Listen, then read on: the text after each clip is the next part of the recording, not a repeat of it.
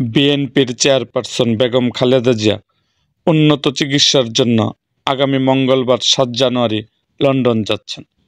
কাতারের আমিরের পাঠানো বিশেষ এয়ার অ্যাম্বুলেন্স বিমানে ওই দিন রাতে তিনি ঢাকা ছাড়তে পারেন।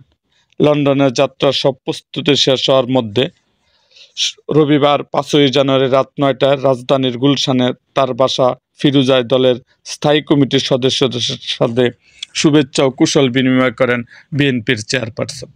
এ সময় দলের নীতি নির্ধারকদের জনগণ ও গণতন্ত্রের পক্ষে একসাথে কাজ করার নির্দেশনা দেন বেগম জিয়া। ফিরোজা থেকে বেরিয়ে বিএনপির মহাসচিব মির্জা ফখরুল ইসলাম আলমগীর সাংবাদিকদের কাছে বেগম জিয়ার লন্ডন যাত্রার দিনক্ষণ আনুষ্ঠানিকভাবে জানিয়ে বলেন, আল্লাহ তাআলার অশেষ রহমতে জনগণের সবচাইতে প্রিয় নেত্রী বেগম খালেদা জিয়া চিকিৎসার জন্য আগামী ৭ জানুয়ারি রাতে লন্ডনের উদ্দেশ্যে যাত্রা করবেন। সেই কারণে আমরা জাতীয় স্থায়ী কমিটির সকল সদস্য ওনার কাছে এসেছিলাম শুভেচ্ছা জানাতে। সেই সঙ্গে আমরা তার সঙ্গে আলাপ করেছি, কথা বলেছি। পরম করুণাময় আল্লাহ তাআলার কাছে এই দোয়া করেছি, আল্লাহ তাকে সুস্থ করে আবার যেন আমাদের মাঝে, দেশের মানুষের মাঝে ফিরিয়ে নিয়ে আসেন এবং গণতন্ত্রের জন্য আমাদের যে সংগ্রাম চলছে সেই সংগ্রামে তিনি যেন নেতৃত্ব দিয়ে সংগ্রামকে সফল করতে পারেন।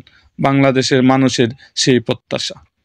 তিনি বলেন, আমরা দোয়া করছি তার যাত্রা যেন সফল এবং তিনি চিকিৎসা নিয়ে আবারও ফিরে আসতে পারেন।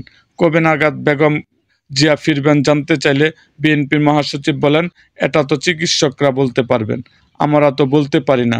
আমরা আশা করি উনি চিকিৎসা শেষে খুব শীঘ্রই দেশে ফিরে আসবেন। বিদেশে যাওয়ার পা করলে খালেদা জিয়া কোনো নির্দেশনা কিংবা বার্তা দিয়েছেন কিনা জানতে চাইলে মির্জা ফখরুল বলেন, ম্যাডাম নির্দেশনা দিয়েছেন যে একসাথে কাজ করো, জনগণের পক্ষে কাজ করো, গণতন্ত্রের পক্ষে কাজ করো। এরকম আরও ভিডিও পেতে এবং রাজনৈতিক অঙ্গনের নানা ঘটনা ও ইতিহাস জানতে আমাদের মুক্তাগাছার ইতিহাস মিডিয়া ইউটিউব চ্যানেলটিকে সাবস্ক্রাইব করুন এবং পাশে থাকা বেল আইকনটি বাজিয়ে দিন।